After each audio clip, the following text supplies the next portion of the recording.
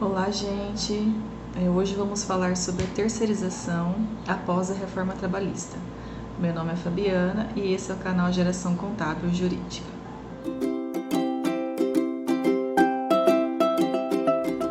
Tudo bem com vocês?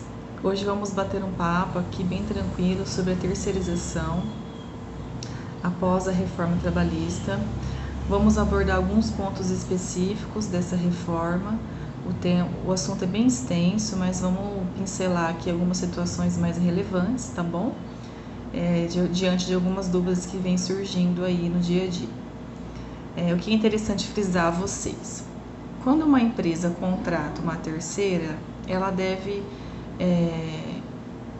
intensificar alguns pontos, né? Que seria o que? Essa empresa tem que ser jurídica de direito privado, não pode ser uma empresa interposta, porque aqui a garantia é o que? É a mão de obra qualificada e não a intermediação de funcionário. Então, quando a empresa contrata uma terceira no intuito de adquirir um empregado, isso é ilegal. A empresa tem que ter a visão, né, de que ela está contratando uma mão de obra específica. Então, ela está contratando o trabalho, o serviço, né? E não em si a pessoa que vai executar.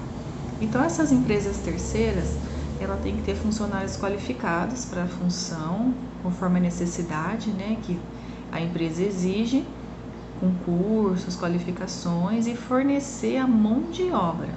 Não estamos falando aqui de fornecimento de empregados, porque isso torna nulo. Então, o primeiro ponto é abordar essa situação.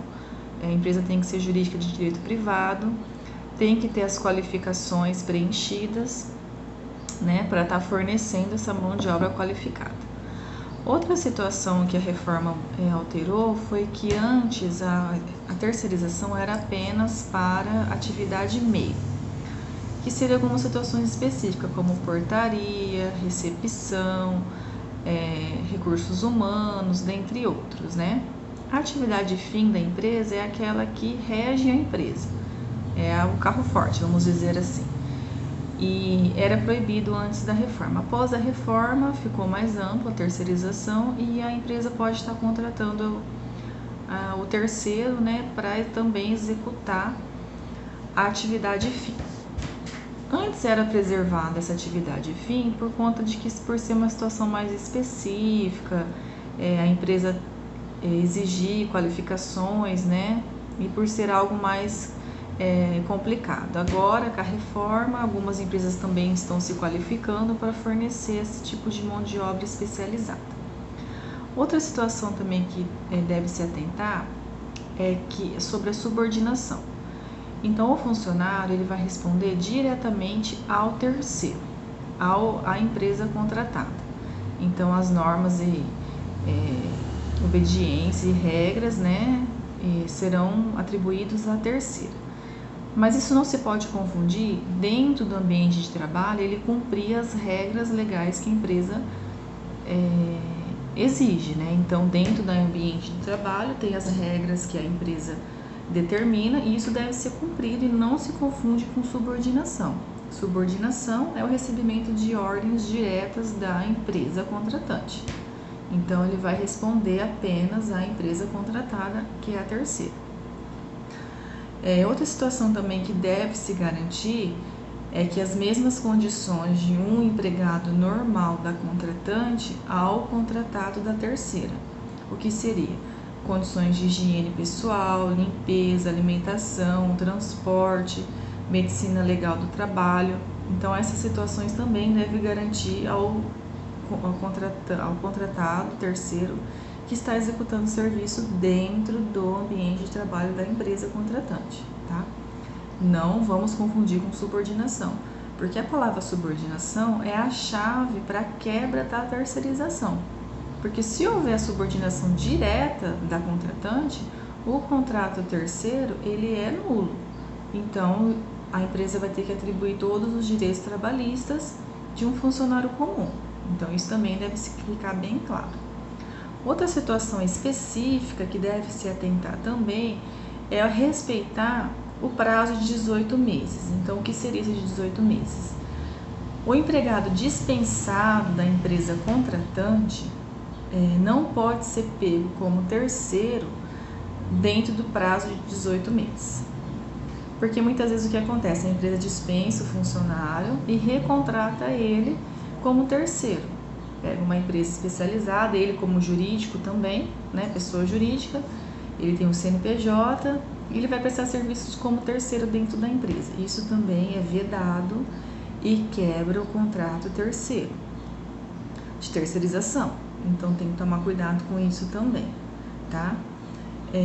A súmula 331, que antes era 100% regida, né, em situações da terceirização, ela também ficou mais ampla depois da reforma trabalhista, né?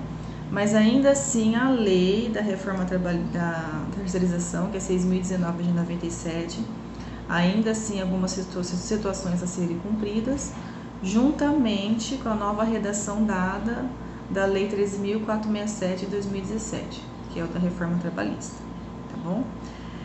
Então, dessa forma, se a empresa cumprir todas as regras propostas pela lei, né, ela vai estar segura no contrato de terceiro, como também a empresa que vai prestar serviço tem que estar regularizada, tem que ser pessoa jurídica de direito privado, tem que se enquadrar nas situações que a lei prevê. Para quê? Para qualificar a mão de obra que a empresa contratante necessita. Então tem que tomar muito cuidado para não haver a troca de funcionário de empregado. Aqui nós não estamos falando de contratação de funcionário da forma terceira. Estamos falando de contratação de mão de obra para execução de serviços, que antes era apenas para situações de atividade de meio da empresa, como eu havia já pincelado anteriormente, agora ficou amplamente para atividade fim. Então, o funcionário pode ser contratado também para atividade fim. Funcionário não. É muito comum a gente falar funcionário, mas a gente tem que destacar aqui que é a mão de obra qualificada. Então, a empresa tem que ter a consciência que ela vai contratar uma empresa terceira, né, intermediária, para que ela forneça essa mão de obra que ela precisa dentro do ambiente de trabalho. Esse contratado terceiro dentro do ambiente de trabalho, ele vai seguir as regras que a empresa exige lá dentro do ambiente de trabalho. Isso não se confunde com subordinação, porque a subordinação ele vai ter com a empresa contratada, tá bom? Ele não pode receber ordens diretas, responder diretamente à empresa contratante, ele vai responder à empresa contratada. Ele está ali exclusivamente para executar o serviço que ele foi contratado. Mas isso não impede que eles tenham direitos iguais dentro do ambiente de trabalho, como higiene, sanitária, alimentação, transporte, medicina legal do trabalho. Então ele vai estar amparado também por essas situações. Porque ali dentro ele vai ser confundido como funcionário comum, né? Mas especificamente ele vai estar ali como terceiro executando a mão de obra. Então a empresa, eu preciso contratar uma mão de obra específica para executar um trabalho temporário. Então ele vai ser contratado por um período determinado de tempo, tá? O contrato dele vai ser por tempo determinado para a execução daquela obra. Minha obra vai demorar 6 meses, então ele vai ser contratado por 6 meses. 4 meses, ele vai ser a mão de obra dele vai ser contratada para 4 meses. Então tem que tomar muito cuidado nesses detalhes, tomar cuidado em qual empresa que a contratante vai estar atribuindo, tá? Confiando para receber essa mão de obra qualificada, para depois no final ela não estar classificada como responsável, primeira responsável, né? E arcar com os tributos trabalhistas. Outra situação que a gente pode também ressalvar é que os tributos previdenciários vão ser de responsabilidade da contratante. Então, esses tributos previdenciários da mão de obra qualificada contratada terceira é de responsabilidade do contratante também, tá? Então, assim, hoje eu queria passar essas situações específicas para você. Tem algumas outras regras também que a gente vou estar abordando em próximos vídeos. Se ficar alguma dúvida que vocês tenham ou que queira que eu aprofunde, eu também venho aqui e esclareço para vocês, mas esses são os principais tópicos que vocês devem se atentar. Então vamos repassar aqui novamente, que é contratar a empresa jurídica de direito privado. O funcionário tem que respeitar a carência de 12 meses, se caso ele foi funcionário anterior da empresa, ele não pode ser contratado como terceiro, como mão de obra terceira, tá? Tem que se adequar a isso. Em questão da subordinação, tem que tomar cuidado também, não se confundir com um empregado direto, para não quebrar esse vínculo. A empresa não pode ser interposta, tá? Ela tem que ser jurídica de direito privado. Ressalvo isso porque acontece muito mesmo, então vocês têm que tomar cuidado com isso também, tá? E respeitar as igualdades dentro do ambiente de trabalho.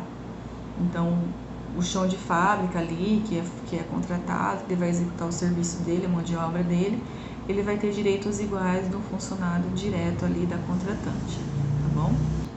Isso tudo é acordado no contrato, o tempo do contrato de execução da mão de obra também é assinado, tudo previamente. O terceiro tem a ciência do tempo que ele vai executar a mão de obra dele, os serviços dele, então tudo isso já é pré-acordado, para não ter surpresas e demais situações durante a execução da mão de obra. Tá bom, gente? Ficou um pouquinho, não sei se ficou um pouco confuso para vocês, mas eu acredito que dando essa pincelada aí no final esclareceu algumas situações.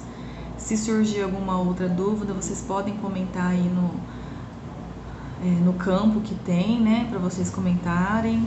Surgir outras dúvidas, vocês me falam também, tá?